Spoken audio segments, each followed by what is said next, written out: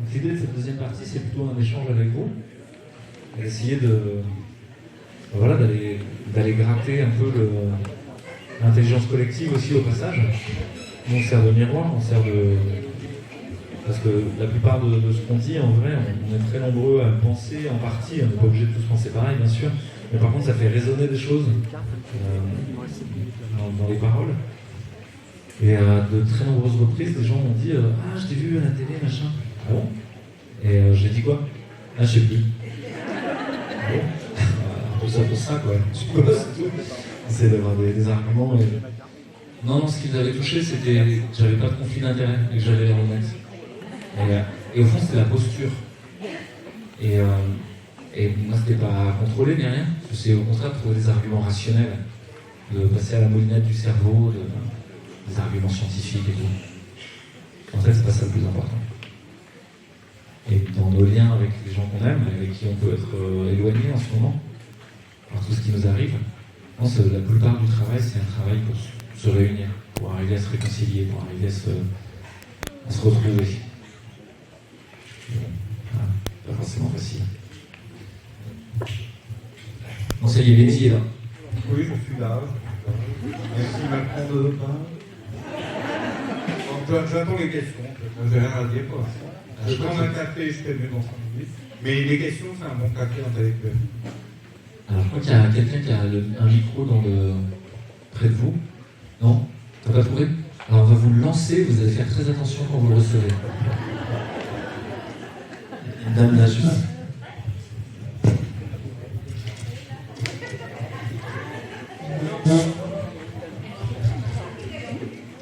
Merci. Alors, je ne sais pas si c'est vraiment une question ou une interrogation. C'est plus pour avoir votre retour parce que vous faites pas mal de conférences. Je suis très attristée de voir que dans la salle, nous avons tous enfin pas tous, non, une grande partie des gens ont dépassé la quarantaine, voire beaucoup plus. Bon, je n'ai rien contre, j'en fais partie, mais je suis perplexe sur le fait qu'il n'y ait pas plus de jeunes. Est-ce qu'ils arrivent à se mobiliser? Est-ce que dans d'autres villes c'est différent ou c'est comme ça? Voilà, c'est juste ça. Oui, bien sûr, il y en a, j'entends bien. Je ne dis pas qu'il n'y en a pas du tout. Je dis que nous sommes une majorité de plus de 40 ans. Et ça m'inquiète parce que l'avenir, c'est quand même aussi les jeunes qui le font. Et il me semble que ces jeunes sont beaucoup dans la consommation immédiate et dans le « je veux être libre, donc je me fais vacciner pour être libre ». Et ça me dérange un peu, voilà. Ça m'inquiète, mais c'est que mon avis. Je demande justement l'avis des autres. Ça ne veut pas dire que les jeunes suivent tous ce modèle-là. Moi, mes enfants ne suivent pas ce modèle-là, mais par contre, ils ne sont quand même pas là. Voilà. Elles n'arrivent pas à se motiver pour venir. C'est ça qui m'inquiète. Voilà. C'est comment on fait pour les motiver.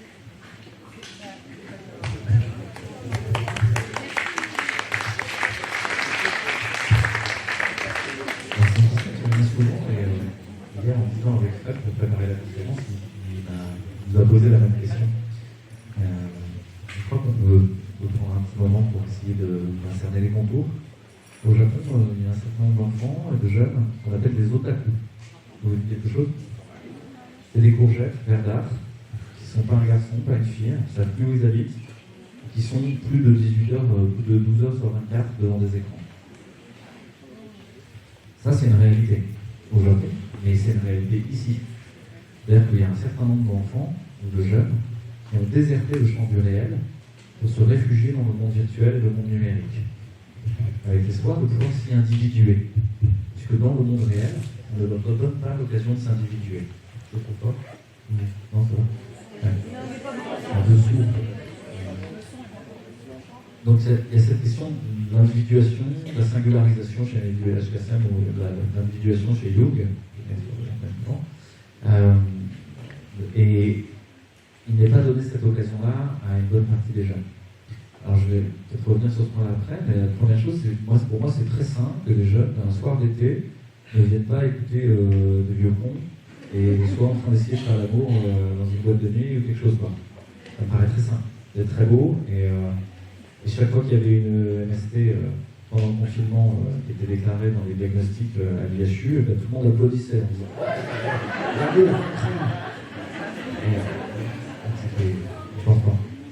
Et très sain. L'autre chose, c'est que souvent, on va plaquer nos angoisses sur l'autre, et on aimerait que les jeunes se mettent en mouvement, parce que nous, on se dit, on n'a pas les reins assez solides, on n'est pas assez fort, on n'a plus l'énergie, on n'a plus le sacré. En fait, ça commence par nous, ça commence par cette exemplarité-là, et les jeunes, peut-être, peuvent suivre.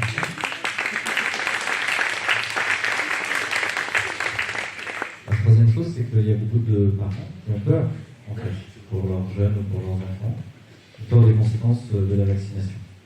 Cette peur n'a pas empêché leurs enfants d'être vaccinés, parce qu'effectivement, le chantage à la vie sociale était tellement important, et tellement important de faire partie de la société, qu'il y a plein de jeunes qui y sont allés. Qu'est-ce que ça va faire? Je ne veux pas tout le cristal. Après toutes les guerres, il y a des classes creuses. Les troubles de la fertilité, etc. Ok, il y a tout le constat de déploration qui fait peur. Et il y a d'autres choses qui rendent plutôt optimiste. C'est d'une part, c'est un vaccin de merde. C'est-à-dire que le produit industriel lui-même est merdique. Il y a des lots où il n'y a rien, il y en a d'autres où il y en a plein. La conservation avec des merdiques tout le temps. Donc en gros, il y a plein de jeunes, ils ont joué à la roulette russe.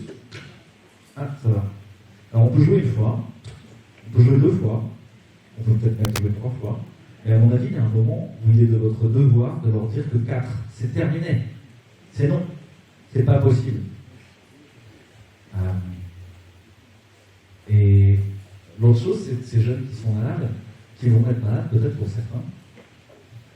Déjà, on réagit tous différemment à des toxiques. Donc, bonne chance que les gens s'en remettent au bout d'un moment. Il y a des jeunes femmes qui retrouvent leur règle au bout d'un moment. Il y en a qui ne sont pas en ménopause précoce. Et puis enfin, il y a quand même l'espoir que la médecine, elle soigne les gens. Quand même, il y a assez peu de maladies qui ont résisté à la médecine. Et donc, on va soigner les gens qui auront des espèces de spikeopathie post-vaccinale prolongée ou des choses comme ça. Par contre, je crois que ça fait partie du projet qu'il y ait un marché de la procréation médicalement assistée qui s'ouvre. Et ça, pour moi, c'est inquiétant, effectivement. Voilà, une dernière chose, peut-être, avant de passer la parole, c'est après la guerre de 39-45, il y a eu 50, 60, 70 ans de reconstruction culturelle en Allemagne. 70 ans où toute leur création culturelle n'a concerné que la problématique de la Shoah et du nazisme. Avec un niveau de culpabilité énorme. Je crois qu'on n'échappera pas à ça. On va se taper 50, 60, 70 ans à rediscuter ce qui s'est passé, pourquoi ça s'est passé, pourquoi les gens ont collaboré, pourquoi les gens se sont laissés emmener dans les trains. Et pendant ce temps, il va falloir quand même bien vivre. Et un des enjeux qui a été important, ça a été de remettre des jeunes dans la vie qui avaient connu que la guerre, que la violence, que le nazisme, et qui ne croyaient plus à rien, qui n'avaient plus d'espoir dans le monde. Nos jeunes, ils sont dans cet état-là pour un certain nombre d'entre eux. Ils ne croient plus à rien. Et bien, il y a de nombreux groupes qui se sont créés pour juste les ramener dans le réel. Juste toucher une éponge. Les jeunes aujourd'hui, une éponge, c'est dangereux. Faire la vaisselle, faire la popote, creuser des trous pour les toilettes sèches, réparer des l'association de voile dans laquelle j'étais, dans laquelle on les mettait sur une île, à faire la popote, à construire les tentes, à réparer les bateaux, à vivre ensemble. Et rien que ça, c'était thérapeutique. Et donc peut-être c'est à nous d'organiser des endroits où les jeunes peuvent reprendre contact avec le réel et avec la matière, en douceur, sans leur parler de la vaccination, sans leur parler de leurs erreurs, de leurs errements, etc. Voilà, et après, il y a ce type de l'individuation et de la singularisation. C'est sûr, je souscris complètement à l'analyse de Louis. J'ajouterai quelques remarques. C'est vrai que les premières manifestations, le tournant, ça a été quand même le discours de Macron le 12 juillet 2021. Ça a vraiment été un tournant. C'est-à-dire des manifs à Brive, par exemple. On avait organisé, quand on pense d'état pilote et des syndicaux, c'était lui qui les organisait, et il y avait 30 personnes, 30 impondus. Et les 30 personnes étaient quasiment toutes des personnes du troisième âge, même pas des plus de 40 ans. Donc moi, c'est une interprétation toute personnelle, tout ça, comme la question. C'est pas philosophique, tout ça, mais mon hypothèse, c'est quand même, une fois, je fais beaucoup de covoiturage, après le 12 juillet, le pass, etc. J'ai arrêté le train, je me suis aperçu que le covoiturage, d'abord, c'est 3 fois moins cher, et 3 fois plus agréable, la plupart du temps, pas toujours, il y a des voyages catastrophiques. Mais une fois, je suis tombé sur j'ose même pas l'appeler mamie, alors qu'elle était nonagénaire, plus de 90 ans. Elle était arrière-grand-mère de son livre. Elle était d'accord avec tout ce qu'on dit là. Je crois que le fait que ce soit d'abord des gens du troisième âge, même pas les plus de 30 ans qui se sont réveillés, c'est qu'ils ont une mémoire historique de ce que ça a été justement il y a 70 ans. Et petit à petit, c'est les autres qui sont réveillés. Nous, voilà, moi j'ai 18 ans, il a fallu que je découvre, il a fallu que je vois une fois, la première fois j'ai pas compris Hold Up, la seconde fois j'ai pensé, après je me suis aperçu que toutes les pistes étaient dans Hold Up, faire travail phénoménal, que 2 minutes d'une personne qui parle, après cette personne, je vais l'écouter pendant des heures, je vais la liser pendant des heures.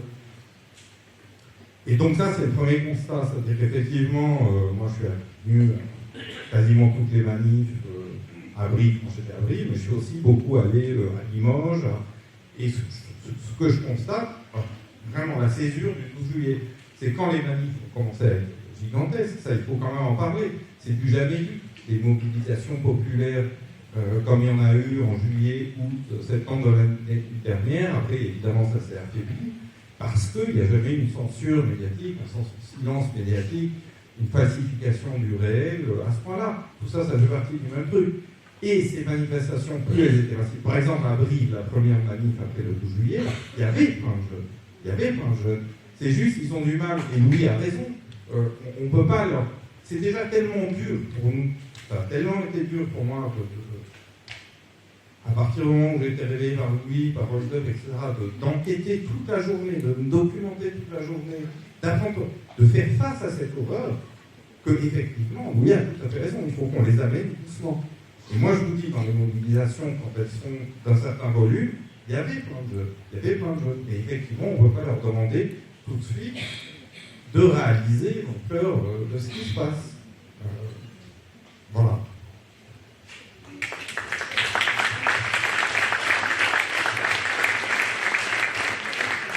Un niveau là-dessus qui donne de l'espoir. Vous avez peut-être vu ces jeunes de la groupe Aritech qui sont allés recevoir leur diplôme en tant qu'ingénieur agronome, diplômés dans une grande école, et recevoir leur diplôme et dire vous nous avez appris à mettre des pesticides, vous nous avez appris à mettre de l'engrais, vous avez appris à prendre des semences transgéniques hybrides F1 de Monsanto, Bayer, BASF, Syngenta, vous avez appris à faire semblant de compter les carabes, les hérissons, les grenouilles, et en fait à détruire la terre. Et à servir les humains dans un modèle agricole défaillant. Et vous savez quoi? On ne va pas le faire. Et ils ont dit, le jour de la remise des diplômes, on se casse. On va aller faire de l'agroécologie, on va aller faire de la permaculture, on va aller rejoindre d'autres choses. Ça, pour moi, c'est extrêmement porteur d'espoir, parce que ça veut dire que si c'est en train d'arriver à cet endroit-là, c'est en train d'arriver partout. Et y compris dans la médecine, et y compris chez les jeunes infirmiers, etc. Et j'ai souvent cité ça. On regarde l'effondrement du système de santé, mais à l'intérieur du système de santé qui s'effondre, les infirmiers, les aides-soignants, les médecins même, quand ils font des formations, ils ne font pas des formations d'optimisation qualité, de gestion, management, etc. Ils font des formations d'hypnose conversationnelle. Ils font des formations de toucher des tentes, avec massage ayurvédique ou je sais pas quoi. Ils font des formations de micronutrition, de naturopathie. C'est ça qui est en train de se passer. C'est de ça dont on discute dans les réanimations. On devrait discuter de respirateurs, etc. À la salle de pause, avec des jeunes infirmières de 25 ans, etc. Ce qui les intéresse, c'est ça. C'est tout ce champ de santé-là qui n'a rien à voir avec celui qui leur est proposé au quotidien avec l'hôpital. Et on est entre 15 000 officiellement et 150 000 soignants suspendus. Pour ceux qui ne savent pas, suspendu, c'est-à-dire que vous êtes vraiment suspendu, vous êtes toujours salarié, vous n'avez pas de salaire, vous n'avez pas de prestation sociale, vous ne pouvez pas prétendre à Pôle emploi, vous n'avez pas vous ne cotisez pas à la retraite, ni à l'assurance maladie, vous n'existez pas. Mais par contre, vous êtes toujours salarié, donc vous ne pouvez pas trouver un nouveau boulot, surtout dans une clause d'exclusivité avec la fonction publique comme moi, dans votre contrat. Donc vous êtes vraiment dans le droit du travail en secret, quoi. Explosé, en paillettes. Et ben la plupart des gens, ils ne se laissent pas mourir. Ils sont en train d'investir autre chose. Ils ne sont pas en train d'espérer que le système revienne. Vous demandez à ces gens est-ce que vous y retournerez quand le pass sanitaire sera fini. La plupart des gens disent c'est terminé, je n'y vais pas. Et une grande partie de ces gens sont des jeunes gens. il y avait des infirmiers, des aides-soignants, le personnel de l'hôpital, c'est majoritairement des gens jeunes. Et ils ont complètement envie de faire autre chose.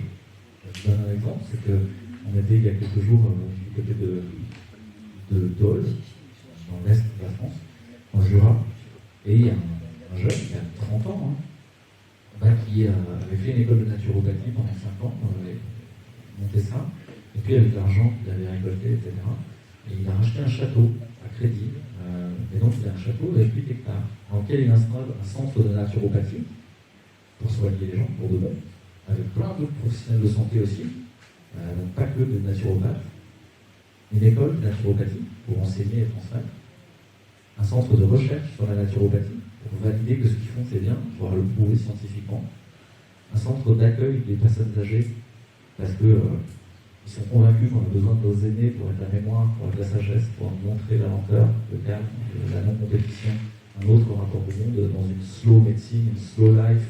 On a absolument besoin de notre monde qui va trop vite. Une école élémentaire et une école maternelle, et un restaurant pour que tout ce petit monde-là mange ensemble, le midi et le soir. Ça, c'est toute l'équipe à moins de 32 ans. C'est ce qu'ils sont en train de faire. Pas de désespoir.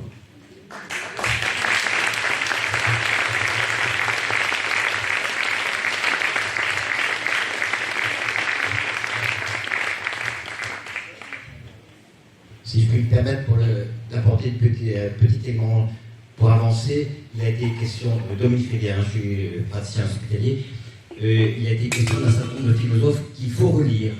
Illich, Ellul, Hannah Arendt, etc. Il y en a plein. Et il faut les lire. Mais il faut aussi lire les historiens. Il y a actuellement un livre que j'ai trouvé tout à fait remarquable, qui éclaire beaucoup, c'est Yoann Chapoutot. Le livre est remarquable, il s'appelle Libre d'obéir. Et il fait le parallèle entre le management tel qu'il est fait dans la santé, mais pas que dans la santé, et ce qui se préparait dans l'Allemagne nazie, qui a énormément travaillé, il y a donc 80 et quelques années. Et je le recommande cette lecture parce qu'elle est claire, elle est très éclairante. Yoann Chapoutot, libre d'obéir, il a écrit plein de trucs, mais nous sommes effectivement devenus des petits soldats dans une idéologie qui nous dépasse, et c'est insupportable parce qu'on est toujours dans la double contrainte, soigner et obéir à quelque chose qui n'est pas de notre sort. Et cette liberté du soignant, il faut essayer de la préserver. Ce qui se passe entre le patient et le médecin, ou le soignant en général, et en dehors de toute règle, on fait notre art avec tout ce qu'on a appris, tout ce qu'on essaie de faire. On bricole, bien sûr, on bricole, au mieux. Donc je vous recommande Yoann Chapoutot, ce qui m'a beaucoup éclairé.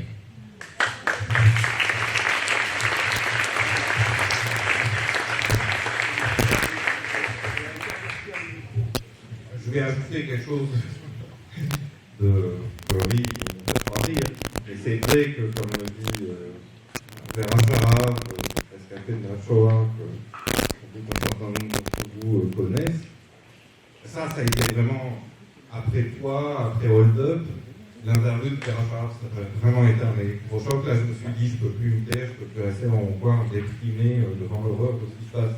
Et c'est vrai que quand Vera Shara dit la politique nazie, ça a commencé par le recrutement des médecins, c'est-à-dire 70% des médecins allemands adhéraient au parti nazi. Et pourquoi ?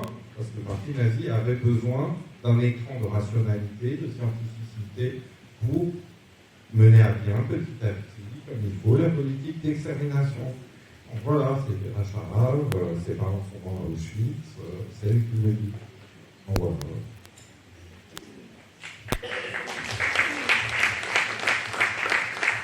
Il y a pas mal d'ouvrages qui racontent l'histoire des gens qui brûlent les livres. Il y en a un qui s'appelle Fahrenheit 451, de Ray Bradbury, un ouvrage de science-fiction où les pompiers brûlent des livres. Et ils sont dans la destruction culturelle systématique. On les appeler aujourd'hui la cancel culture. Cette idée que l'être humain moderne serait auto-accompli à partir de rien, il s'auto-déterminerait en permanence. Il serait capable de créer son propre chemin de vie. Mais on est en plein dans le rêve nazi. Il y a les sculptures du Jugendstil, c'est ça, c'est des êtres asexués qui accomplissent leur destin ascendant vers le ciel, comme ça, en métal, froid. Et on est dans ce rêve-là. Et ce rêve qui n'aurait pas d'histoire. Que la forme la plus haute de la culture, ce serait la guerre. Dans le manifeste italien. du fascisme. Et, on est dans ce moment-là. Et donc il y a vraiment un effacement progressif de la culture. Et dans Fahrenheit 451, qu'est-ce qu'ils font? C'est que chacun devient un homme libre. Chacun est le gardien d'un savoir. Je pense que c'est notre rôle. Que ce moment-là de destruction culturelle, il est extrêmement fort. Un ouragan, on est passé dans une culture de l'oral. On n'est même plus dans une culture de l'écrit. Moi, je parlais cultivé, mais par rapport à des gens du 19e siècle ou du 20e siècle, je peux vous assurer que je suis un verrou. Je ne connais rien à rien. Ça veut dire qu'on est dans un appauvrissement culturel extrêmement rapide, et quand vous regardez le niveau des élèves CM2, vous avez compris, quoi, ils en sont encore au présent indicatif. Ils ont refait 5 fois depuis le CP, en abordant rien. Et donc peut-être que c'est notre rôle aussi de garder la culture, et d'être capable de la restituer, de la re-rendre dans quelques temps. Tu avais parlé de la ville de Bélem, tu avais parlé de choses comme ça. Je crois qu'on se réunira dans des endroits un peu partout en France pour réécrire, pour être les copistes d'un savoir qui était soi-disant en voie d'extinction, et que nous avons conservé. Donc quand on parle de Hannah Arendt, quand on parle de Jacques Ellul, etc., c'est des auteurs extrêmement importants du XXe siècle. Là, il faut que nous, on les lise, qu'on soit capable de les raconter, qu'on soit capable de les donner. Et si vous regardez ce qu'on fait, il l'a dit comme moi, souvent c'est de raconter des histoires, c'est de vous raconter ce qu'on a lu et ce qu'on a compris dans la littérature et dans la philosophie, ou dans l'histoire. On a aujourd'hui Ariane Pideron, Nathalie Desmet, Vincent Pavant, des gens qui écrivent, et je crois que c'est notre rôle aussi là, de raconter, de témoigner, parce que Vera Charad, c'est pas un théo, au sens où elle ne fait pas un bouquin théorique, elle raconte l'histoire. Et on est à ce moment-là où si vous commencez à regarder les témoignages d'il y a 1 an et demi, en miroir, vous dites, attendez, nous ont fait des plages dynamiques. On n'avait pas le droit de s'asseoir sur sa serviette. Donc on pouvait aller se baigner et revenir, et rester debout, courir, machin. On a fait faire des auto-attestations à nous-mêmes pour sortir de notre propre maison. On a mis des militaires au trou pendant plus de 75 jours parce qu'ils refusaient la vaccination, tout seuls, avec droit de sortie pendant moins de 20 minutes par jour. De la torture pure et simple. C'est ça qui s'est passé. Jusqu'à nous rendre fous. Et ça, je crois que c'est une des caractéristiques que tu as soulignées. C'est cette propension de ce système à nous rendre fous. Oui.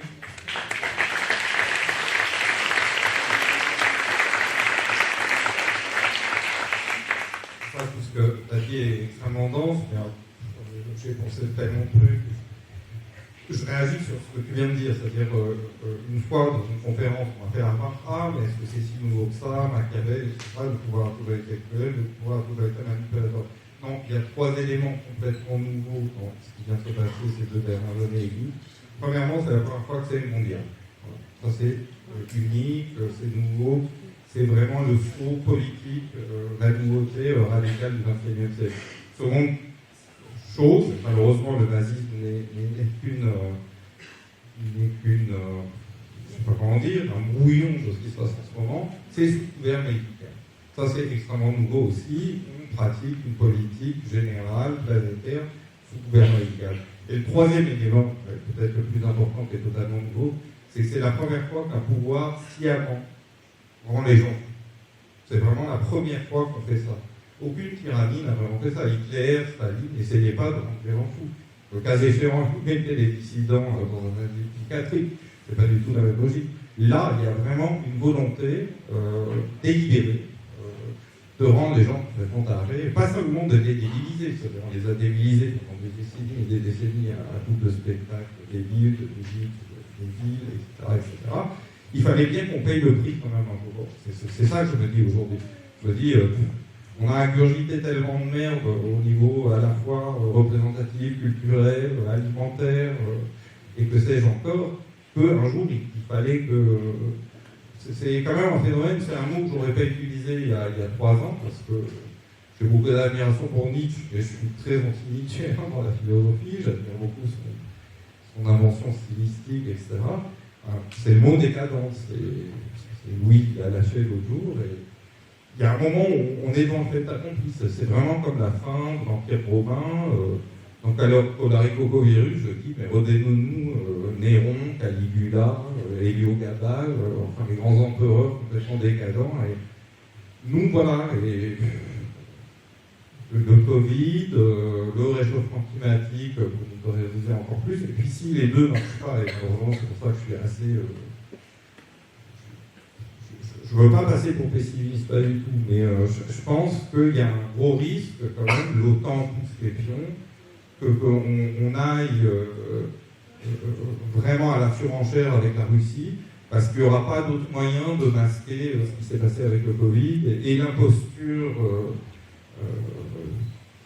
Il y a un dérèglement climatique, hein, je connais très très bien le sujet, mais réchauffement climatique, il n'y a aucun moyen de dire, voilà, il y a plus de canicules aujourd'hui qu'il y a des dérèglements climatiques, voilà, partout. Mais moi j'ai très peur que, comme ces deux scénarios ne marcheront pas, le plus simple c'est vraiment d'aller à la guerre, et là, on réfléchit un peu et on se dit, nous, l'Occident, c'est-à-dire États-Unis du Nord, enfin Amérique du Nord, Europe, Australie, Nouvelle-Zélande et les alliés japonais. Bon, les japonais, je ne connais pas trop, mais c'est des seuls qui soient hors Occident.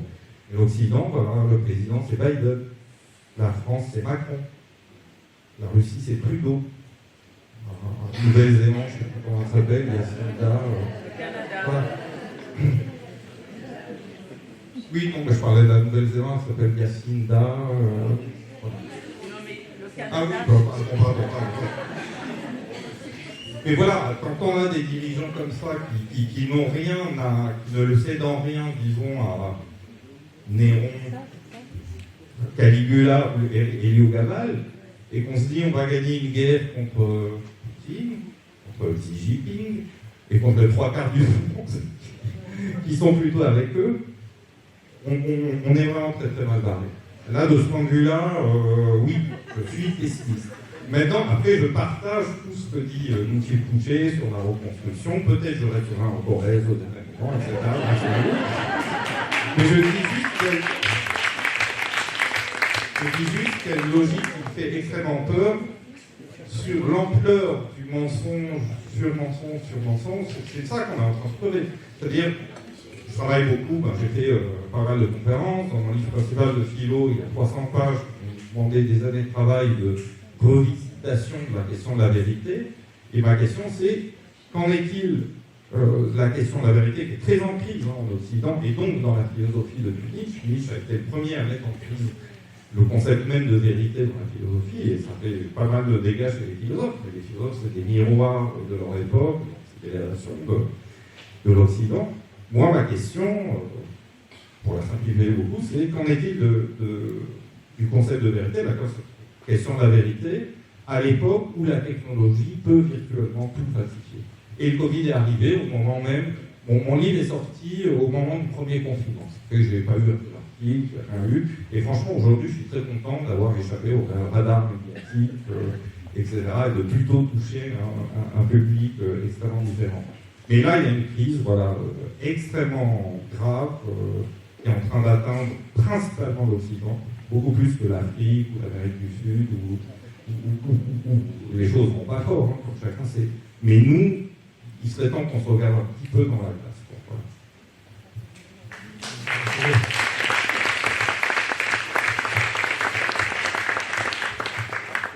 Il y a un film qui va sortir qui s'appelle Le ciel a tout filmé. Et ambiance caméra à l'épaule, comme dans Striptease, pour ceux qui connaissent. Une série qui a suivi les gens en caméra subjective dans une journée. Et donc Nicolas qui a fait le film suit un certain nombre de personnes, depuis Akhenaton, en passant par Didier Super, puis Christian Perrault et d'autres. Et la fin de son teaser, c'est « Non, vous n'êtes pas seul. Non, vous n'êtes pas fou. » Et ça, une fois qu'on l'a touché du doigt tous ensemble, là, qu'à 400, ou je ne sais pas combien on est, 350, on n'est pas seul et on n'est pas fou. On est aussi capable de grandes choses. Et il y a plein de collectifs de gens qui se demandent « Qu'est-ce que je peux faire ? Qu'est-ce que je peux faire ?» face à ce rouleau compresseur totalitaire qui est en route. On va revenir sur la notion du non-faire déjà. Parce que pour moi, c'est des choses où on est extrêmement puissant. Le boycott, s'il est mis en résonance, est extrêmement puissant. Vous vous souvenez de l'histoire de Leclerc, Eddy, qui est venu sur la télévision publique, BFM, et nous expliquer, et puis sur France 2, il est venu nous dire, voilà, il va y avoir le pass sanitaire dans les Leclerc. Ça a duré 3 jours. Les gens ne sont pas concertés, il n'y a même pas eu d'action organisée anti-Leclerc. Juste tout le monde a dit à Leclerc, Leclerc est revenu 3 jours après.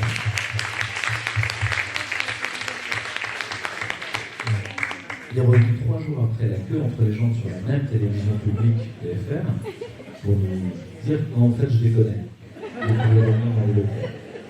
C'est-à-dire qu'on est tellement puissant qu'en 3 jours on peut faire reculer un multimilliardaire. Ça, si on en prend conscience, si on arrive, ne serait-ce qu'à toucher ça, un quart de seconde, qu'en ne faisant pas quelque chose, ça s'arrête. Sinon on éteint tous nos téléphones portables, si on les fout tous au rencard, ça s'arrête. Ça s'arrête. Le mensonge s'arrête. La propagande s'arrête. Et on les laisse entrer dans nos vies. Je ne dis pas que c'est facile de s'en séparer. Une fois que vous avez un compte Gmail, je suis le premier à en avoir un, c'est une maladie interstitielle. On parle de santé. Vous êtes face à un cancer. Vous êtes face à quelque chose qui vous rentre dedans. Vous enlevez 300 mails, il en reste encore 3000. Si vous enlevez le truc, vous allez, c'est les impôts, parce que je vais les mettre, les photos des gamins, le bouquin pour l'écriture. Vous n'y arrivez pas, quoi, parce que le truc est rentré partout dans votre cerveau. Et donc une des premières choses du monde faire, c'est le jeûne. Le jeûne numérique. Le jeûne. Vous connaissez le jeûne. Le jeûne, c'est le retour à l'os, quoi. Vous revenez avec la peau collée contre vous, quoi.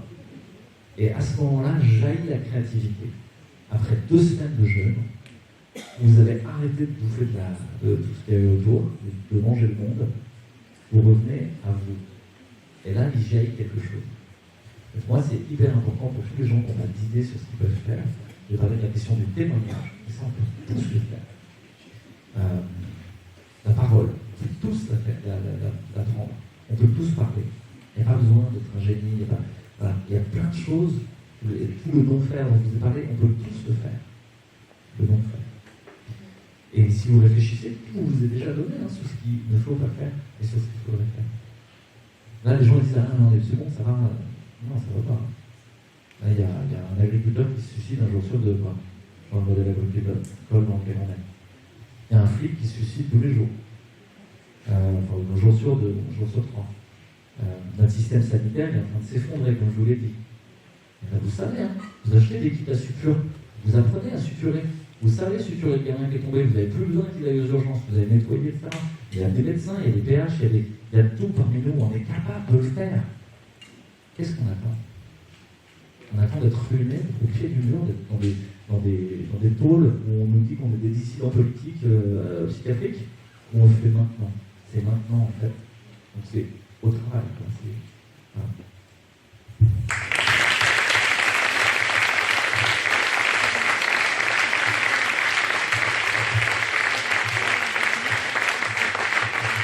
Oui.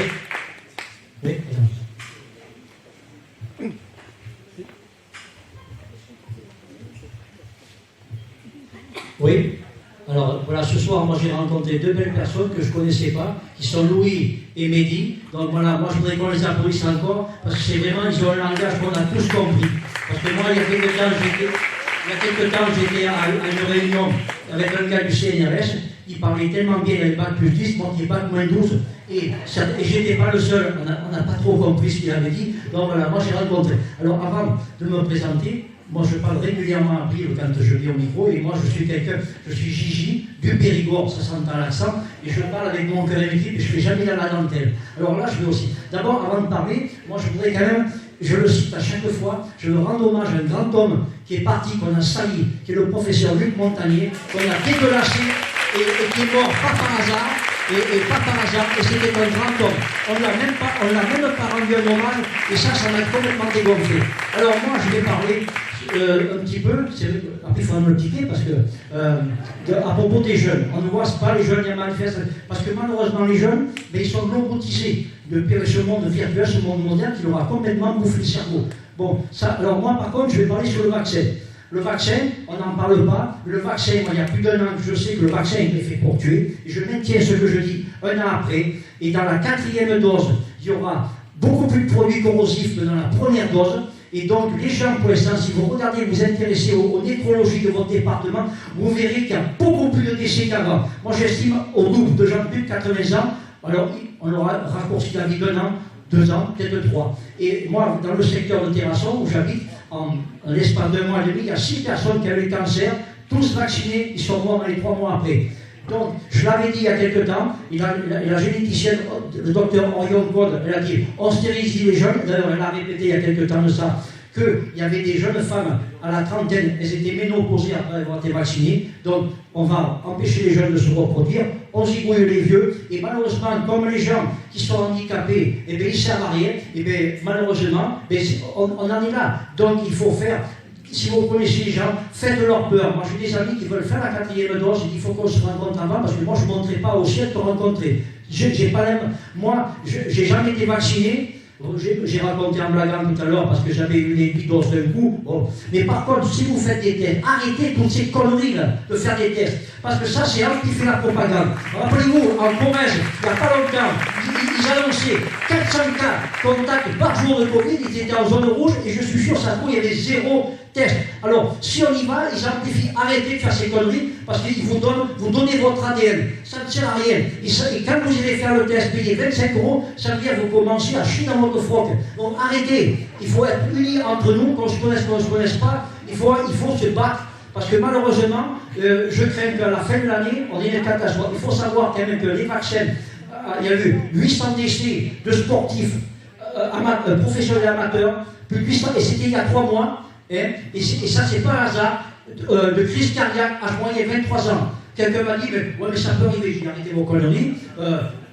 Par-ci, par-là, je peux bien, mais là, c'est le nombre qui ne va pas. Donc, les gens, ils ne veulent pas croire ce que je dis. Alors, moi, on me prend pour un fou, mais personnellement, j'en ai rien à foutre parce que je sais que j'ai raison. Voilà. Donc, j'espère qu'il y a des gens qui ici, qui sont peut-être vaccinés, mais surtout arrêtez, ne faites pas la dose après, votre fils sera en grand danger. Et si vous avez des enfants, si vous les aimez, parce qu'à la rentrée, j'ai peur, parce que j'ai très peur qu'on remette tout ce cirque en marche. Voilà, j'ai peur qu'on refoute tout ce cirque en marche. Et c'est à vous battre pour vos enfants. Moi, je suis grand-père, je ne peux rien dire. J'ai mes petits-enfants, parce que ma fille est tellement intelligente, elle les a fait vacciner pour les protéger. Bon, vous voyez, et ça me fait en colère encore plus. Donc, si vous aimez vos enfants, empêchez-les de mettre un masque à l'école, parce que ça ne sert à rien. Alors, ça s'appelle pas un masque, ça s'appelle une muselière.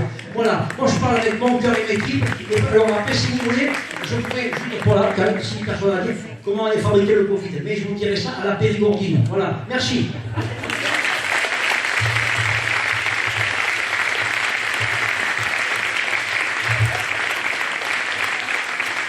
Moi, j'aimerais te répondre à un monsieur, parce que j'étais à une manif à Brive où il était, et effectivement, il avait déjà fait une intervention aussi rigoureuse que celle-là. Je suis à 100% d'accord. J'étais très très admiratif de sa radicalité. Je pense qu'effectivement, il faudrait beaucoup plus en parler, beaucoup plus en philo, on appelle ça la parésia. Le parésias, c'était souvent des femmes dans l'Antiquité grecque, Antigone, Électre, la vérité sont souvent des... Bon, moi je suis juste au milieu, je suis bac plus 0. C'est peut-être pour ça que ça marche. Ouais, entre bac plus 12 et bac moins 12. Et figurez-vous, dans mon nouveau livre qui s'appellera Mausolée des intellectuels, je parle de vous. Je dis, j'ai rencontré des paysans corésiens comprendre parfaitement bien la situation, et des bac plus 12 n'y rien comprendre du tout. Tout ce que vous me décrivez, les joueurs de la FIFA, plus de 500% d'augmentation d'accidents cardiaques en 2021. Chez Berkoff, j'ai dit, et ils ont semi-censuré parce qu'ils ont... C'était tellement radical ce que je disais, mais c'était vrai, c'était des chiffres officiels. C'est-à-dire en France, les sénateurs ont été mis au courant, augmentation de plus de 1700% de troubles menstruels, et en termes de pharmacovigilance, c'est qu'on peut être sûr, allez, on arrondit un peu, c'est augmentation de 20 000% au moins. Donc on est en train de fabriquer, il ne faut pas avoir peur des mots, c'est pour ça que le souci de mon livre, c'est génocide non conventionnel, c'est qu'on a d'ores et déjà stérilisé toute une génération de jeunes femmes et d'adolescents. Et moi, c'est pas... là, je ne vais pas pleurer, mais sincèrement, les premières fois où je me suis rendu compte de ça, je pleurais. C'est encore plus grave que tous les autres accidents, que tous les autres effets secondaires, etc. Vous vous rendez compte de ce qu'on est en train de faire. Et si à la rentrée, c'est des gosses. Donc, voilà, ça fait 2 ans et demi qu'on vit avec ça. Donc, la violence de monsieur, elle est extrêmement digne, elle est extrêmement noble, je lui rends vraiment hommage, je voulais vraiment lui faire signe ce soir, voilà.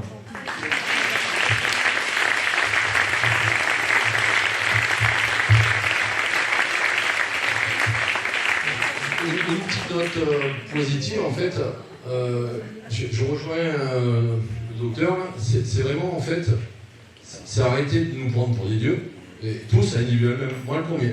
Mais en fait, collectivement, c'est à nous de changer le monde. C'est à nous de montrer à nos enfants qu'on peut changer. Et je me rappelle juste d'un ancien qui disait pendant la résistance, je parle souvent de ça parce que j'ai le lien familial qui est très résistant, et dans mon cœur, ce qui me dirige, c'est pas l'argent, c'est mon cœur. Puis tous ceux qui me connaissent, j'ai toujours été juste, enfin, j'essaie d'être juste et de me battre pour les causes, que ce soit animal. En fait, c'est un équilibre, tout cet équilibre, on est dans cet équilibre. Et collectivement, en fait, mais c'est fabuleux. C'est pas... Ils nous ont donné l'opportunité de nous réunir, d'échanger le numéro de téléphone, de créer, on devrait, comme Étienne Chouard le disait, faire des ateliers, médecine, jardinage, parce que même moi qui suis jardinier, le jardinage évolue. L'arbre, le respect de l'arbre, le respect pour la vie. Moi, chez moi, vous venez, c'est la forêt. Mais en fait, la forêt, elle a un sens. J'ai des abeilles. Les abeilles, je laisse les fleurs. Une fois que les fleurs sont fanées, je peux faucher pour donner à mes bêtes. Je suis pas paysan. C'est juste le plaisir, en fait, de redonner du sens à nos vies. Et même le troc, j'ai galéré dans la vie. Et finalement, dans les galères, on vit des belles choses parce qu'en finalement, on relativise tout. J'étais harcelé parce que j'étais gilet jaune aussi. J'ai délancé plein de choses depuis le début, j'ai pas peur, parce que je n'ai même pas peur de la mort, je le dis, et je le dis souvent même dans les réseaux, je n'ai pas peur de la mort. On meurt tous, mais il vaut mieux qu'on se rappelle de nous, et c'est à nous de réécrire l'histoire en fait. Mais collectivement, des ateliers jardinage, du troc, des médecins, comme disait le docteur, en fait, c'est tous ces espoirs, c'est à nous d'échanger les numéros de téléphone dans ces occasions, c'est à nous de créer des collectifs. Ok, on n'a pas d'argent, mais en fait, les gens peuvent acheter, il y en a qui peuvent travailler, on peut produire des plantes. En fait, mais on crée un écosystème avec des règles, une charte humaine. Mais en fait, c'est juste de remettre sa place de l'humain, pas la place monétaire. Finalement, à travers le boycott, juste une référence, parce que moi, après j'arrête de parler, j'ai tendance à balancer tout. Mais en fait, il y a un film qui est vraiment fabuleux, c'est La Vague Verte. Je l'ai balancé beaucoup sur les Facebook, je le connais, je l'ai fait voir à plein de gens.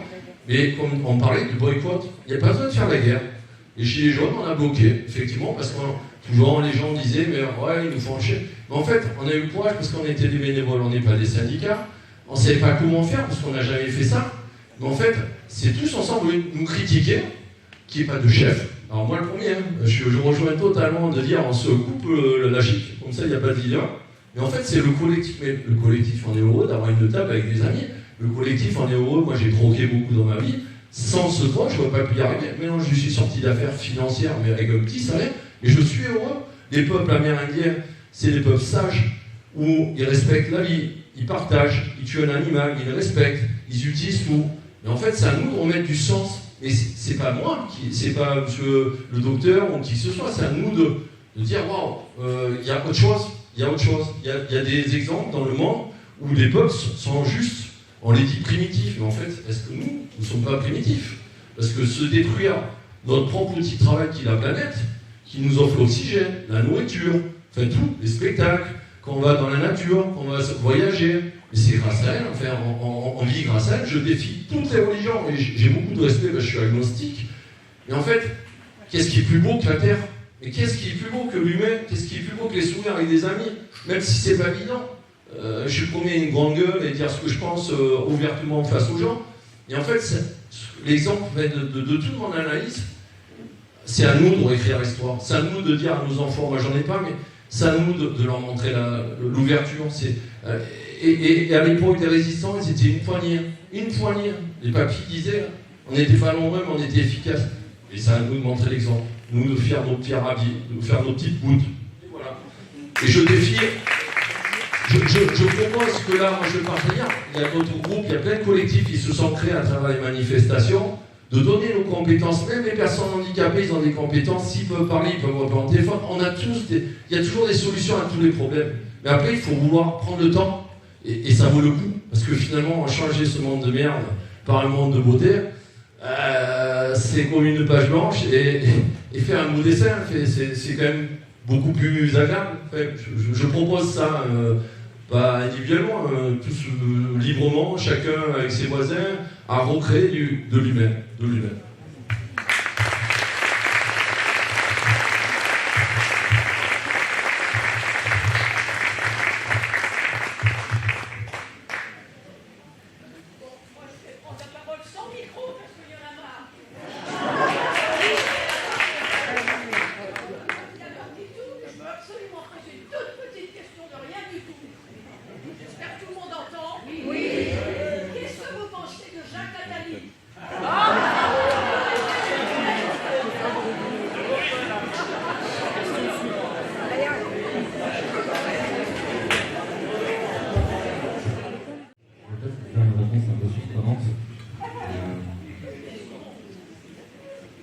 Utile à nous faire réaliser ce qui est important.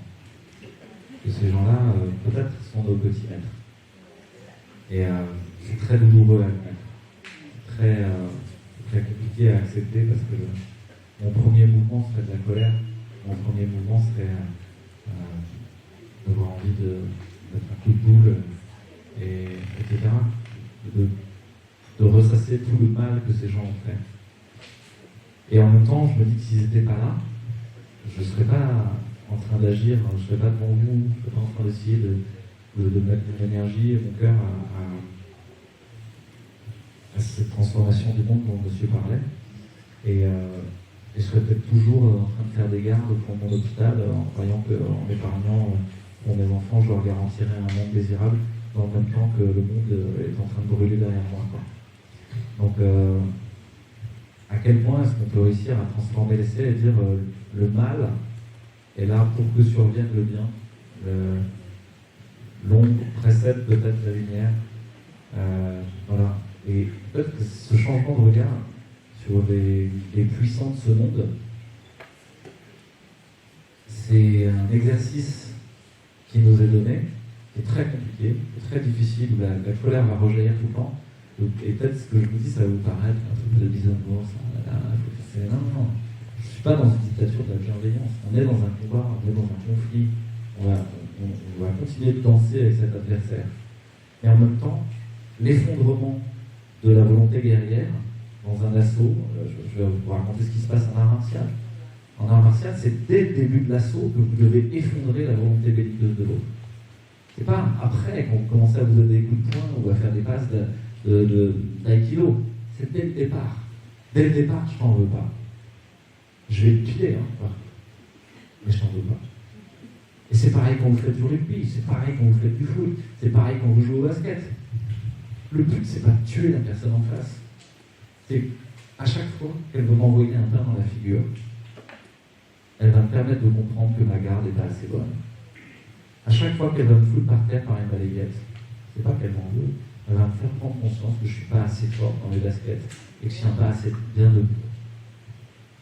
Et moi, en échange, je vais essayer de la laisser s'effondrer dans sa propre faille et ensuite de l'immobiliser, qu'elle arrête de nuire. Et voilà, ça c'est le travail de l'art martial qui pour moi est un art de la paix. Et c'est l'art de la non-violence. C'est-à-dire que il y a la différence entre la guerre et le combat.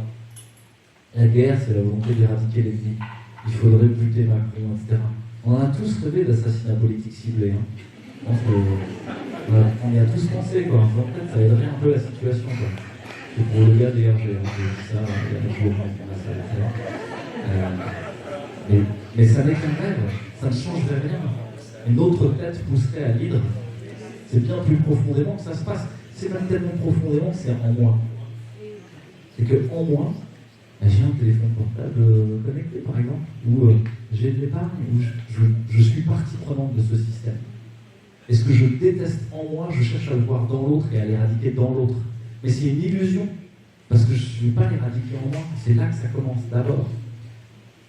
La guerre, c'est la volonté d'éradication de l'ennemi. Et si j'éradique l'ennemi, je m'éradique moi-même. Toutes les guerres finissent mal, ou finissent par le sacrifice d'un bouc émissaire, qui va, lui, assumer toute la violence mimétique qui s'est jouée. Le combat, c'est l'acceptation de la danse avec l'autre. Je ne peux pas faire aujourd'hui sans Yuval Harari, sans Attali, etc. Il influence tellement de personnes que c'est probablement le point de départ de pensée sur lequel je peux poser ma pensée. YouTube nous censure. YouTube est méchant. Non, YouTube me montre ce que pense la majorité des gens. YouTube me permet de comprendre que si je parle de déferlement totalitaire, que je parle de nazisme, j'ai déjà perdu 80% de la population, puisqu'ils ne sont que YouTube et que BFM. Ils n'ont rien d'autre dans la tête. Merci YouTube, tu me montres le bon chemin où je peux commencer à parler. Voilà comment je vois cette histoire de ta vie, mais ça peut paraître étonnant.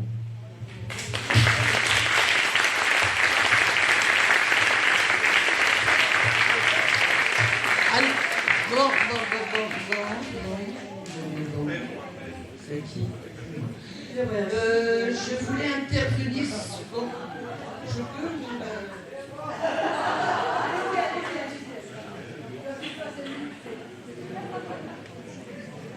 Je voulais parler de la guerre en Ukraine et je suis assez sidérée de voir que les Occidentaux, les peuples européens ne soient pas dans la rue pour demander le désarmement mondial. Je pense que si nous continuons à accepter, à ne pas nous rendre compte que toutes ces armes sont très destructrices, et pour moi, si on continue à construire des armes, il n'y a pas de futur possible. Donc je pense qu'on est nombreux et qu'il est souhaitable que chacun, dans ses conversations, commence à parler de désarmement mondial.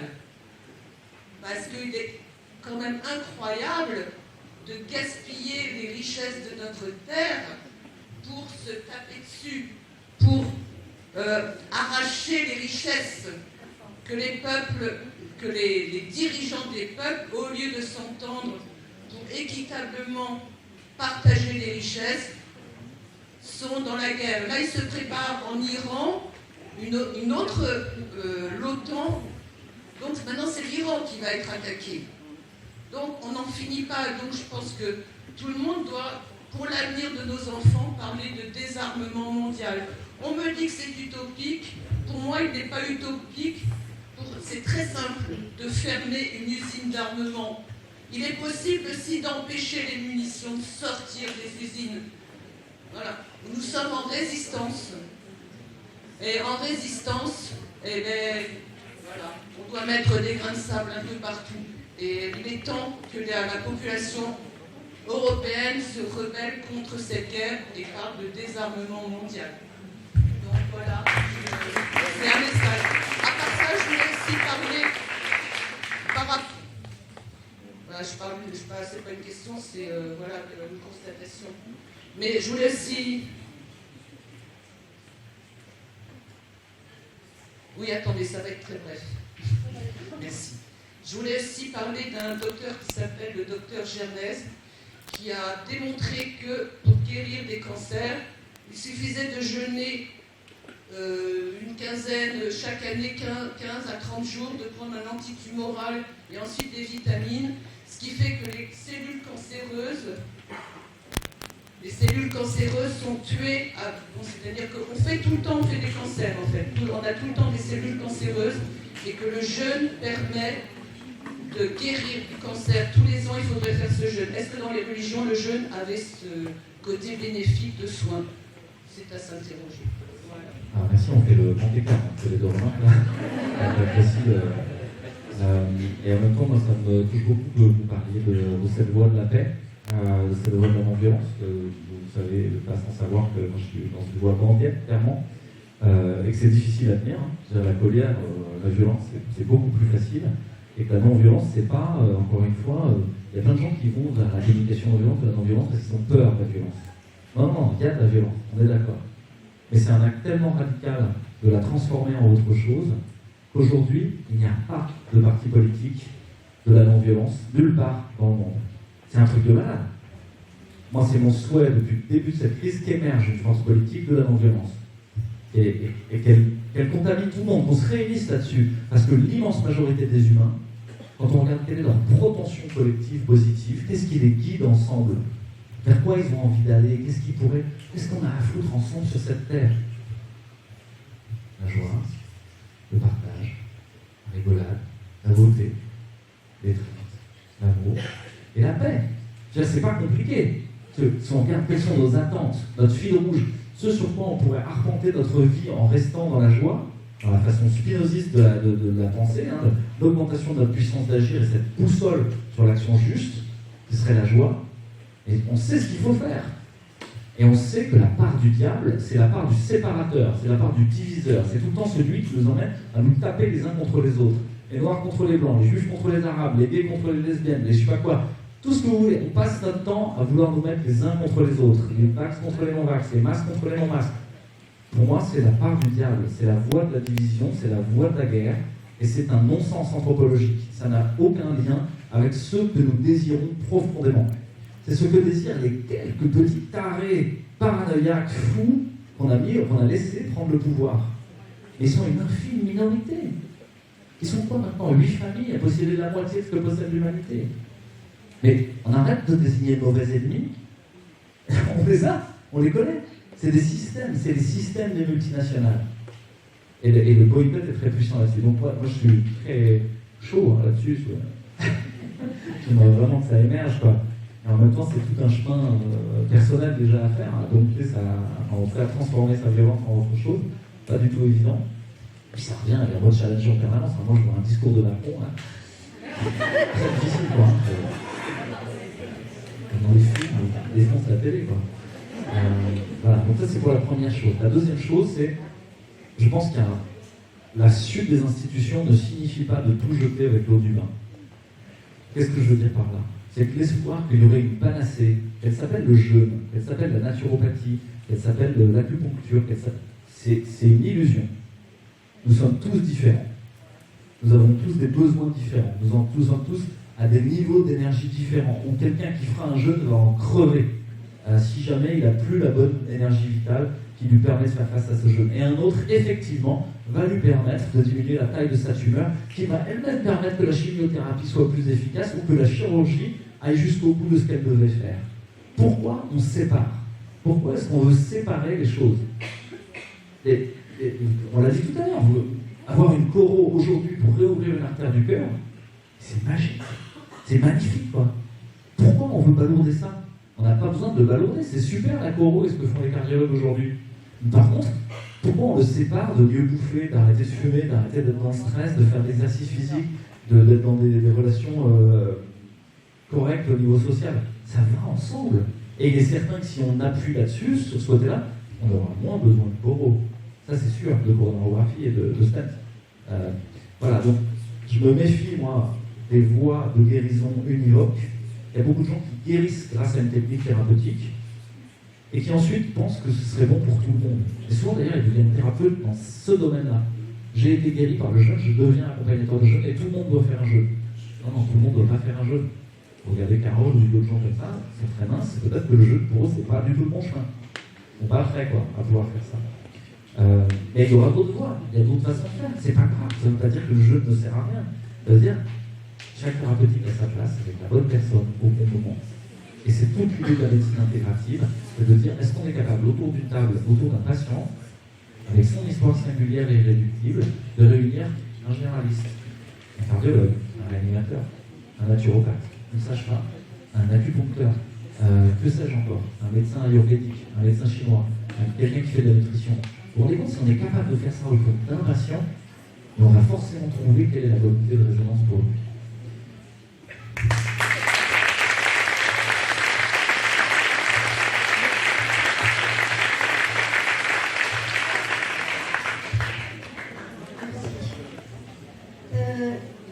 Je voudrais simplement amener une voix parmi ce qui se dit. Déjà, je suis très touchée par toute la beauté qui se passe ici. Il y a beaucoup de feu, en fait, dans cette assemblée, sur la scène et puis aussi dans le public.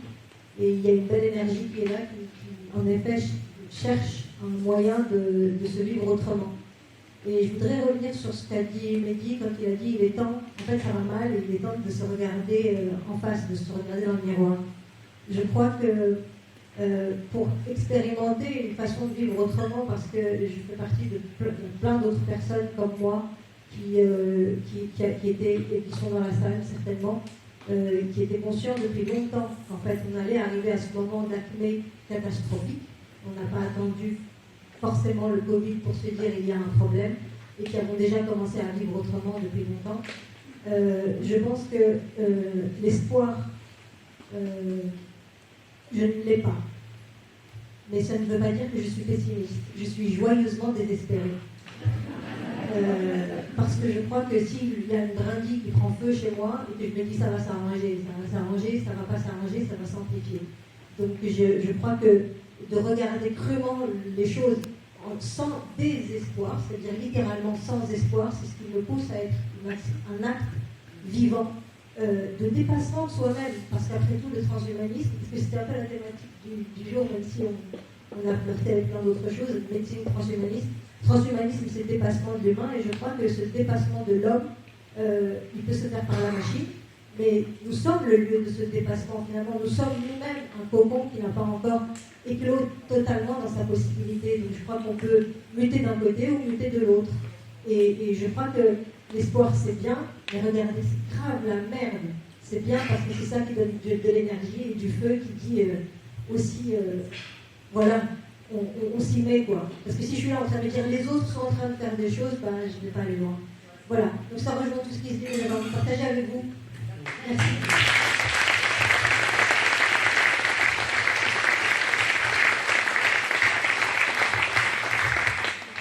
Merci beaucoup pour ça, parce que on s'est posé plein de questions avec le Covid et le Conseil scientifique indépendant. Il y a de nombreuses personnes qui ont dit ah, je regarde une fois par semaine, puis ça va bien, je tiens le coup. Non, mais attends, c'est pas le but là. Nous, on n'est pas l'opium du peuple, on n'est pas l'antidépresseur ou l'anxiolytique. Et donc, on s'est même posé la question à un moment d'arrêter d'émettre. Après le 11 juillet, vraiment, on a mis un bandeau noir de deuil et on s'est dit blackout quoi. Un peu Covid a tout dit ce qu'il y avait à dire. Maintenant, c'est à vous d'allumer la lumière. Quoi. Et donc, nous, on s'est vraiment posé la question. On continue de se la poser très régulièrement. Et en même temps, on sent qu'il y a cette histoire d'espoir, quelque part. Et il y a Hésiode, dans les Travaux des Jours, c'est un poète grec du 8e siècle, qui écrit l'histoire de Prométhée et d'Épiméthée.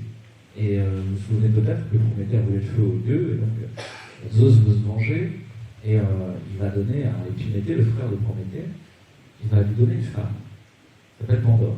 Il y a toutes les qualités, elle est belle, intelligente, drôle, sémillante, et curieuse. Et Épiméthée a rangé chez lui une boîte dans laquelle il y a tous les maux, la maladie, la colère, la souffrance, le désespoir, les épidémies, etc. Et évidemment, Pandore finit par ouvrir la boîte alors qu'elle ne devrait pas le faire. Et tous ces mots sont répandus sur la terre et donnés aux hommes. Puis il reste au fond de la boîte un tout petit quelque chose. L'espérance. C'est le même mot, avec pas de différence entre espoir et l'espérance. Et il y a une vraie question. Alors c'est quoi l'espérance? C'est un des mots de la boîte de Pandore. C'est une saloperie qui nous est donnée pour continuer de jouer dans le jeu de con dans lequel on est pris. Ou c'est vraiment un pharmacone aussi, un remède potentiel? Si l'espoir est suspendu dans le ciel, Trump va nous sauver, Poutine va nous sauver, je sais pas qui, moi, le gars que vous voulez élire ou la femme que vous voulez élire va nous sauver, Mehdi et Louis vont nous sauver. Ça, c'est de l'espérance à la fois. Ça n'arrivera pas. Par contre, si c'est effectivement un point au loin vers lequel vous auriez envie d'aller. Mais vous savez que ça dépend que de vous de vous rapprocher de ce point-là. Parce que c'est pas lui qui va se rapprocher de vous, c'est vous qui devez avancer vers lui. Et que ça vous met en mouvement et que ça vous met au travail, à ce moment-là, c'est intéressant. Et, donc chez les Grecs, il y a toute cette question-là. Il y a quelqu'un qui s'appelle Théophile de Cône qui en parle aussi. Enfin, il y a plusieurs textes anciens qui parlent de ça, et de cette ambiguïté de l'espoir. Et donc, il y a une phrase qui est intéressante, je me souviens plus de qui elle est pour le coup, que vous allez m'aider, mais est-il nécessaire d'espérer pour entreprendre? Je crois que non. Et pour moi, les choses sont claires. Je ne veux pas vivre dans le monde de merde que nous proposent les transhumanistes. Et je n'y vivrai pas. Et le seul chemin, c'est de construire le monde dans lequel je veux vivre. Les choses sont claires. Et le choix sera convoqué très souvent.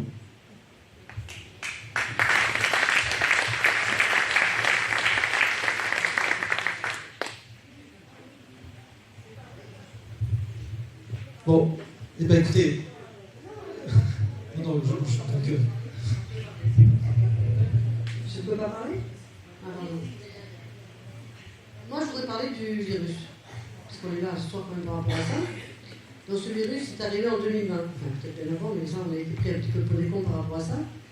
Donc on a laissé couler, il y a eu des décès, il y a eu des choses qui sont passées. Après, ce qu'on a fait, on nous a confinés. Alors on a été confinés, mais on n'a pas été muets. Parce qu'il y a quand même des petites manifestations qui sont faites, je pense que vous savez, hein, dans les rues comme ça, de soir, même si c'était interdit. Après, on nous a libérés. Ils étaient contents.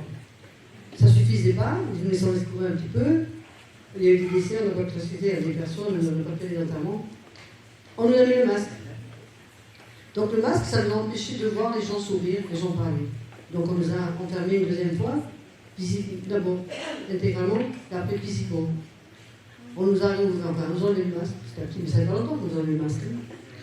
Donc moi, c'est vrai, comme vous dites, je ne veux pas de cette vie-là. Moi, ces gens-là, cette vie de merde, j'en veux pas, ni pour mes enfants, ni pour moi. Je ne suis pas vaccinée, parce que je crois en moi déjà. J'ai eu le vaccin. Et je pense que dans cette histoire de vaccin, le virus, c'est pas nous. Le virus, il est à l'Élysée. C'est ça le virus. Donc aujourd'hui, il y a Pfizer, il y a AstraZeneca, il y a plein de vaccins. Donc c'est plus une question d'argent. Nous, on ne présente rien. On a un petit pion qu'on met là, qu'on veut éventuellement fonder ou piquer, comme vous appelez ça. C'est tout. Donc c'est qu'une question d'argent. Et aujourd'hui, tout ce qui se passe, soit la guerre en Ukraine, n'importe quoi, c'est de la spéculation sur notre dos à nous. Alors comme ils disent, les gens, aidons-nous. Ben oui, parce que ça fait un moment qu'on le propose. De toute façon, regardez ce qui se passe, les gens ont peur.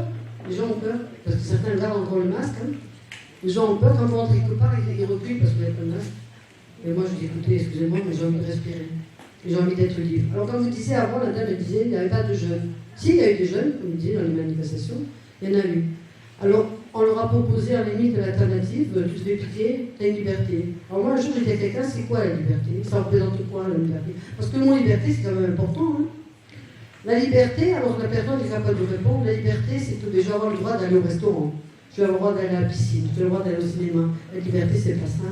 La liberté, c'est celle que moi j'avais avant, aller manger quand je veux, où je veux, sans avoir besoin d'avoir un pass ou de montrer une pièce d'identité. C'est ça la liberté. Cette liberté, aujourd'hui, on l'a perdue. Donc moi, ce que je demande aux gens, éventuellement, c'est se battre pour récupérer cette liberté, parce que ce mot, il est important. Aujourd'hui, sur le drapeau français, sur les mairies, il y a marqué égalité, fraternité, liberté, égalité, fraternité. La fraternité, on l'a récupérée quand il y a eu moins des gilets jaunes. La liberté, aujourd'hui, on l'a perdue. Et l'égalité, il n'y en a pas, parce que de toute façon, ce n'est que pour les riches. Aujourd'hui, la classe, qu'est-ce qu'il y a comme classe? Il y en a deux. Enfin, avant, il y en avait trois. Bientôt, il va y en avoir que deux. Le riche et le pauvre. Mais celui qui sera très pauvre. Parce que même si vous allez gagner 2 000 € par mois, vous n'y arrivez pas. Donc, ce qu'on veut faire, c'est nous assouvir, nous faire dépendre de cet état de merde qui, de toute façon, est en train de nous diriger. Mais moi, cette voie-là, je n'ai pas envie de la suivre. Je suis la mienne. Alors, on va me dire anarchiste, mais personnellement, c'est pas grave. Mais je suis ma voie, moi. Et je pense qu'on doit tous faire la même chose. Alors, l'idée est que, quand il y a eu moins de gilets, on a proposé des choses, aujourd'hui, je vais encore la proposer. Si les gens veulent sortir de ce système, qui, de toute façon, nous étouffe, eh bien, retirez votre argent du compte. Ne payez plus en carte bleue, payez en espèces. Évitez tout ce système. Voilà. Vous pouvez devenir autosuffisant, auto-indépendant. On peut le faire tous. Hein. Vous allez à la banque, vous retirez 30 €, vous allez payer vos courses. Et ainsi de suite. Et comment casser le système bancaire? C'est comme ça qu'il faut faire. On va leur montrer qu'en fin de compte, c'est pas eux qui commandent, c'est nous. Parce qu'on ne leur appartient pas, on s'appartient. On est nous. On n'est pas un pion, on n'est pas un objet. On est un citoyen. On est un humain à part entière. Donc, alors à la limite, cassons ce système, je pense qu'on est capable de le faire.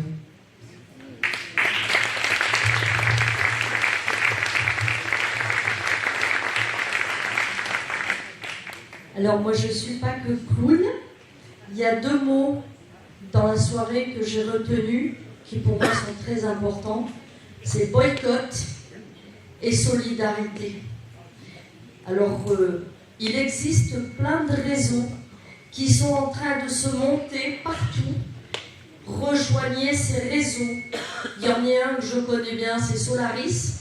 Ce sont des réseaux qui veulent faire que la solidarité revienne entre nous, très localement, qu'on réapprenne à connaître nos voisins, et au lieu de s'engueuler pour une clôture ou pour un bout de machin qui n'a pas été tondu, eh bien, qu'on aille se retrouver en solidarité entre voisins et qu'on s'entraide et qu'on se renforce pour pouvoir justement boycotter.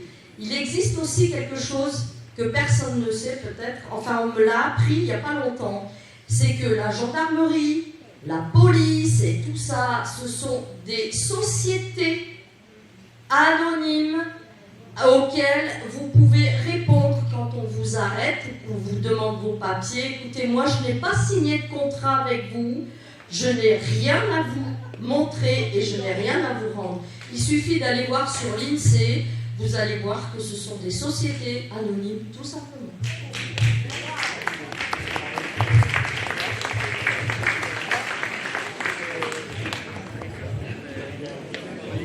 Chers amis, nous allons maintenant passer à la dernière partie de la soirée qui sont les dédicaces de livres.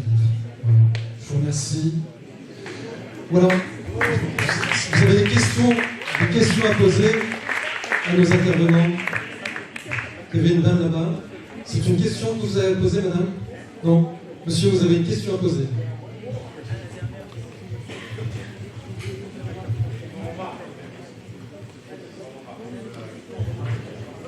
Je me dépêche, je pense que vous en avez marre, vous avez envie d'arrêter peut-être. Juste une question sans offusquer personne. J'aurais voulu savoir pour vous quels sont le ou les facteurs qui, dès le début, quel que soit le niveau intellectuel, culturel, le niveau social des gens, l'âge des gens, font que une très grande partie d'entre nous ont perdu, comment je pourrais dire, le pif, le nez, l'instinct de la douille. Et je ne sais pas si je suis clair, si vous avez compris ce que je voulais dire, mais voilà, c'est une question qui me turlupine, à laquelle je n'arrive pas à répondre.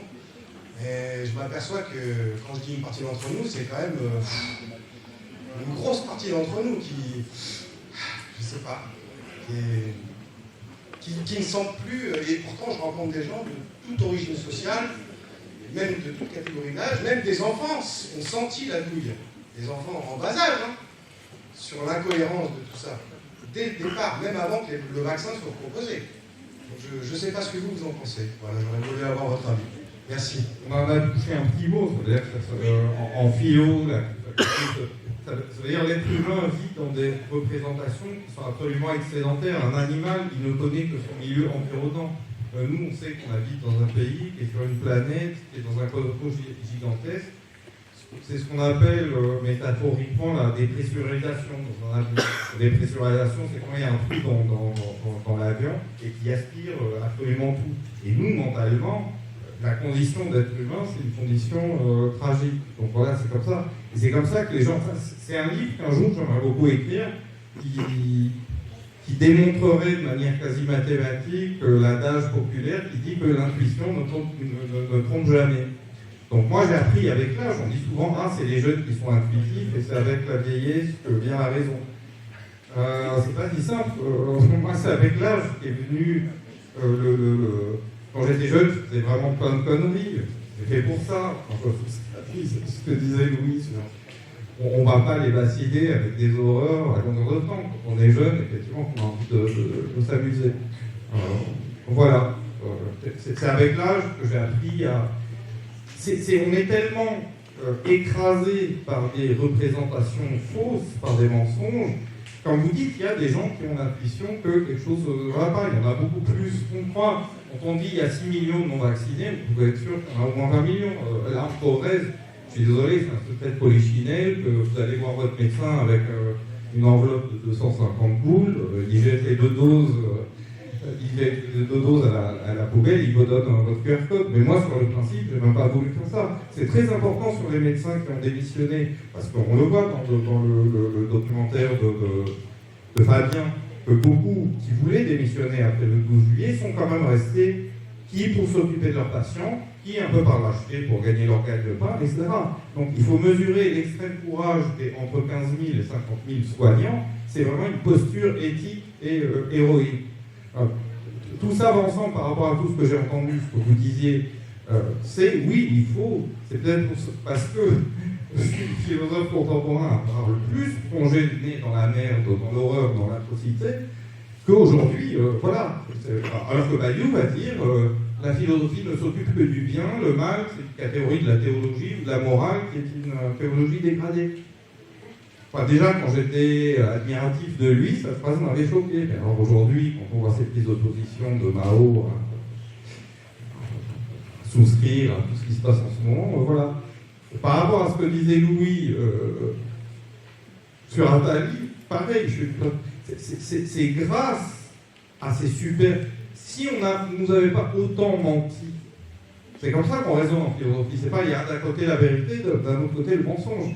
Dans la philosophie contemporaine, il y a toute une réflexion que j'ai essayé de renouveler dans mon propre travail, de co-appartenance à la vérité et le mensonge. C'est-à-dire, est-ce qu'on serait là à avoir cette expérience, effectivement, tout de même très belle, une véritable expérience de vérité, si on ne nous avait pas menti à ce point depuis 2 ans et demi? C'est-à-dire, là, c'est devenu trop gros. Et là, il y a vraiment, oui, un phénomène de décadence, parce qu'une société ne peut pas vivre uniquement et seulement dans le mensonge. Le mensonge dépend de la vérité, comme la vérité dépend du mensonge. Là, c'est la vérité qui va gagner, inévitablement, mais la question, c'est à quel prix. Et je pense que le prix, on a déjà payé un prix très lourd de 2 ans et demi, beaucoup plus qu'on croit et ce qu'on dit. Et c'est pas fini. Et le prix va être extrêmement lourd. Voilà.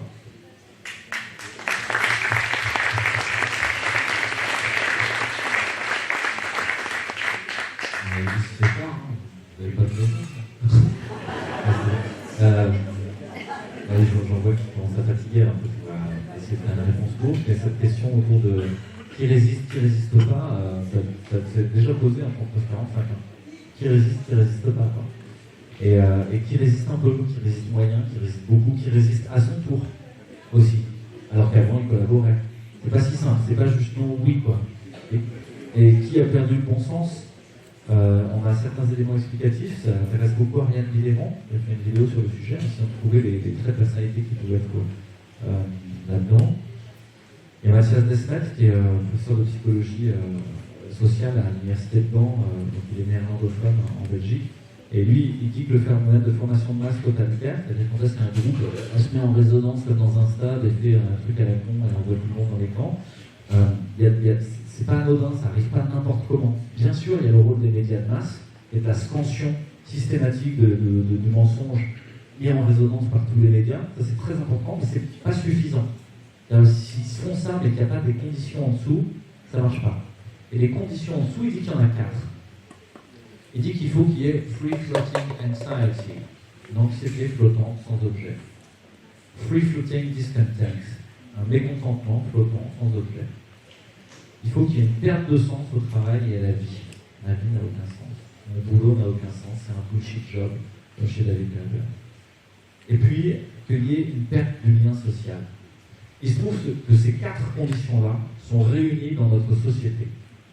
Pour moi, il y en a une 5e, c'est la perte du lien au réel. De gens qui vivent déjà dans un monde qui est complètement fantasmé, qui est complètement métaphysique, qui est au-delà de la physique, qui n'est plus dans la nature, qui n'est que dans de l'artefact et de la technique. Les gens qui vont que dans des tirs, des réunions, des copiles, des comités de pilotage, où ils optimisent des diagrammes de Gantt toute la journée sur des tableaux Excel, etc. Versus le paysan qui touche la terre, il y en a un qui est dans le réel, et il y en a un autre qui est dans un monde parallèle. Bizarrement, celui qui est dans un monde parallèle, il a perdu tout accès à son intuition, à son côté physique, animal, on est en train de la faire à l'envers là. Et il l'a perdu. Alors que le gars qui est encore dans le réel, ben lui, il est convoqué par son instinct à dire ça pue cette affaire. Et on a vu dans cette crise, comme l'a dit Mehdi tout à l'heure, une surreprésentation des gens diplômés ou de professions intellectuelles supérieures être des collabos. Et ce mot est violent, et voilà, il faut le nuancer, je ne vais pas le laisser comme ça à une vidéo qui a circulé publiquement. On a vu des gens en tout cas se soumettre, sans chercher forcément à comprendre, en étant même parfois partie prenante en voulant surjouer le truc. Je donne l'exemple d'un copain, et plus un copain, médecin, qui m'a dit avec fierté « j'ai dénoncé des jouets qui jouaient au foot là, en face de chez moi pendant le confinement. » Jeune qui joue au foot. Mais lui, il croyait dur que le faire. Parce qu'il des plus hauts contacts du réel, qui aura mieux fait de jouer au foot avec les jeunes. Voilà, donc tous ces éléments-là peuvent être là, et ils peuvent être aussi conçus comme des points de remède, de remédiation. Donner du sens au travail, donner du sens à la vie, faire exercer le talent propre de chacun plutôt que de lui donner un savoir à la con dans un boulot qui n'a aucun sens. Remettre du lien social. On en a parlé, mais peut-être que, et je l'ai déjà raconté, mais avec les enfants et avec Carole, on faisait des biscuits chaque année pour Noël. Et on allait les distribuer aux voisins. Ça faisait 2 ans qu'on ne le faisait plus. Finalement, on se dit, allez, on va le faire. Les voisins ne sont pas sans ignorer nos positions. Imaginez que c'est pas forcément simple. Mais on y allait quand même. On a fait cet effort-là en disant peut-être qu'on va se faire jeter. On a sonné avec le feu. La première chose qu'on a vue quand la porte s'est ouverte, c'est le mur de télé avec BFM de loin en continu. On s'est dit, c'est pas gagné. Pourtant, les gens en face, masqués, ont ouvert la porte en disant ah, comme c'est gentil. Ah là là, attendez, je vais préparer quelque chose. Bim, des crêpes, allez, le cidre, le jus d'orange, tac. Vous avez 5 minutes, il reste 45 minutes. Et parce que les gens sont dans un craving, ils ont un besoin de lien. Et ça dépassera tout, quoi. C'est mon grand espoir dans cette histoire. C'est que là, les gens, ils sont devant leur écran, ils ont tellement peur de l'Ukraine, du virus, du monkeypox, de l'arrivée du chimpanzé, je sais pas quoi. De toutes les conneries qu'on va avoir la scène toute la journée, que si on leur offre un tout petit moment de retour au réel et un tout petit peu de lien, on peut peut-être les sortir du phénomène totalitaire dans lequel ils sont pris. Et ce ne sera pas argumentatif, ce ne sera pas intellectuel, ce ne sera pas de leur citer des études scientifiques, ni de leur faire peur.